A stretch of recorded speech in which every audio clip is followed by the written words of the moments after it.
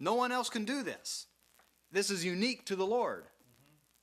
Who else can publish their plans to both friend and foe and then just do what they said? Now, it's not that God's not opposed. God has been opposed, just not successfully. God has been resisted, but it's come to naught. No one's hindered him. He said, my counsel shall stand, and I will do all my pleasure. In fact, one of the first revelations of God's plan was to Adam, Eve, and the devil. Those are the only ears that heard it. In the world, of course, the heavenly hosts, I'm sure the angels heard it as well. God said the seed of the woman is going to bruise the head of the serpent.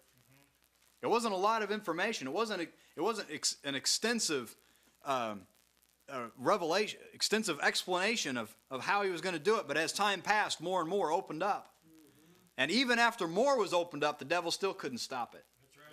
And in fact, in a very real way, the devil drove the own nail in his own coffin. He killed the one who bruised his head. He provoked them. Now, the passing of time, I want to reference here and consider some other men like Simeon who were given promises of God and who were sustained by the promise. And in each one of them, I don't think it was later in Simeon's life. It could have been. I'm just giving you my opinion at this time. There was a time when Paul said it. There's no word of the Lord on this, but I'll give you, as one who is faithful, I'll give you my word on this thing. And of course, we know Paul was right, so that's why I don't know that I'm right in this. I'm just giving you my thoughts. I think that Simeon lived quite a few years with this promise. Now, this is just my inclination, but it'd be more glorifying to God if Simeon lived with this promise of looking for 20 years than it would have if he'd have lived for 20 days. The promise of God sustaining him for 20 years or 60 years with this promise than it would be just a few days. You can't convince me that everyone who was close to Simeon knew what the Lord promised him.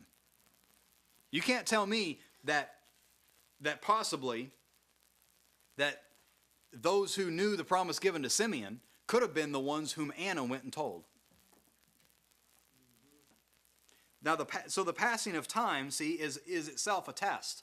When God gives a promise, there's the passing of time for him to open up and to unpack what he has promised before he fulfills it. And there's a reason why God does it this way. Because when he promises, then he opens it up, then he does it. Now we have the confirmation that it was God who did it because God said this, because God revealed that. So the promise is the indication of what God does. When God does it, that confirms that he's the one that did it because he promised it.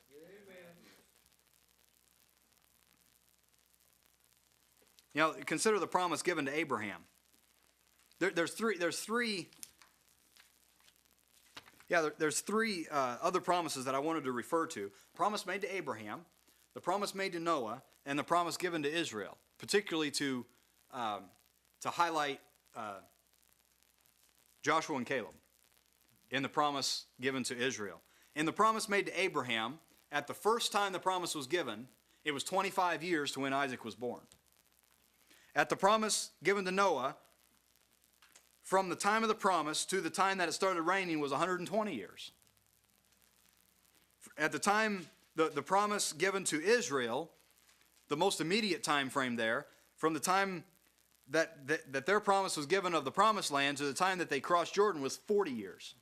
So here we got three time frames, 25 for Abraham to wait for Isaac. You got 120 for Noah to wait while he's building for the rain to come. And you got 40 years for Joshua and Caleb to wait before they crossed into the promised land. That 25 years was a time of testing and a time of sifting for Abraham. 120 years was a time of sifting and testing for Noah.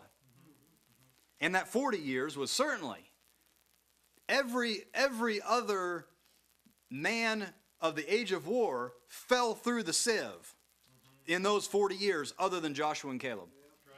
They were the only two kernels of wheat that were still in the sieve after 40 years. Every one of them, they buried every other one as they fell through the sieve. So God promised to Abraham, I'm going to bless the whole world through you. And some time passed when he gave the promise. He didn't have any children. It would have been different if he had given that promise to someone who already had 4 kids. Yeah.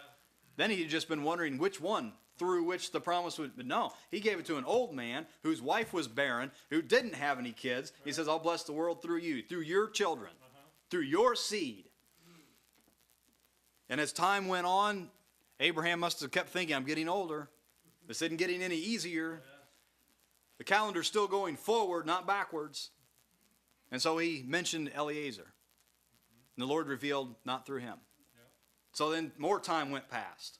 They kept getting older. More days on the calendar kept getting torn off the wall in Abraham's home. Him and Sarah were both older, and so they came up with another idea. Now, we got to think with the Lord on this. This was not unbelief, because it's revealed to us in Romans 4 that he staggered not in unbelief. So this comment on Eliezer, and later another plan which resulted in Ishmael through Hagar, this was not unbelief. I've heard people say this, and it's not. Amen. It really isn't, because he staggered not in unbelief. Amen. And so more time was passing, and so Ishmael wasn't like Eliezer, because Ishmael was Abraham's son, was he not? Yeah. Well, no, this third round now, the Lord revealed, no, it would be through Sarah. Through Sarah. And then one of the last times he appeared to him, he says, about this time next year. That was 24 years later. 24 years after he first made the promise, he said, this time next year. See, the Lord's glorifying himself in letting this time pass. It would have, what significance would it have been if the Lord had appeared to a 19-year-old with an 18-year-old wife and said, this time next year? Yeah. What significance was there? What glory would there be? But the Lord works in areas and in ways and situations that nobody else can work. Then what other explanation is there but that God did it? Mm-hmm. I just heard on the radio just not too long ago, it's something that edified me. It says that there's little humor in there, but nobody had ever seen a woman of her age shopping for maternity clothes. Well, of course, there's a little levity there, but no one had ever seen this.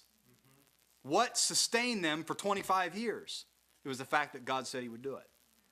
God said he would do it. Now, what about Noah? He was the only man, and all of his family were pretty fortunate that they got to ride with him. He destroyed the whole world with a flood, 120 years. And the Lord gave very detailed instructions on building the ark. They'd never seen an ark before. There wasn't architects who had built a lot of arks before that he could refer to and get some drawings and this kind of thing.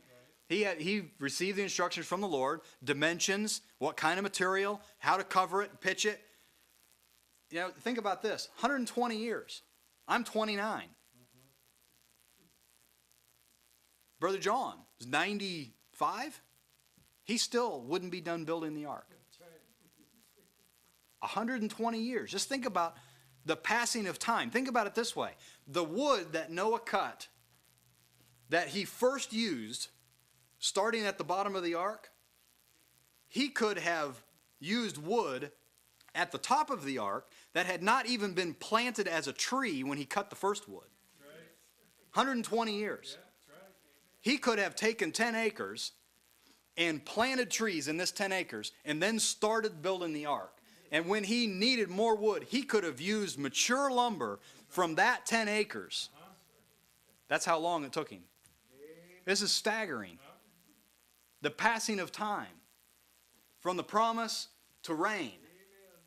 Not to mention the other things that were against the whole situation.